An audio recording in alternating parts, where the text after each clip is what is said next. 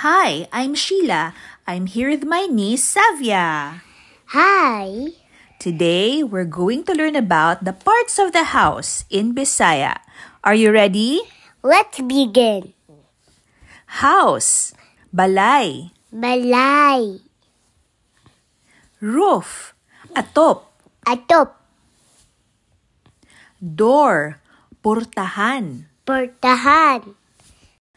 Window, bintana. Bintana. Floor, salog. Salog. Ceiling, kisame. Kisame. Wall, bongbong. Bongbong. Stairs, hagdanan. Hagdanan. Living room, sala. Sala. Kitchen, kusina. Kusina. Bedroom, kwarto. Kwarto.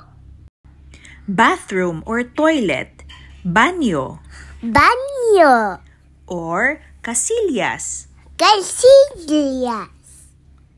Balcony or porch, balkon. Balkon. Garage, garahe. Garahe. Thank you for watching. Bye-bye.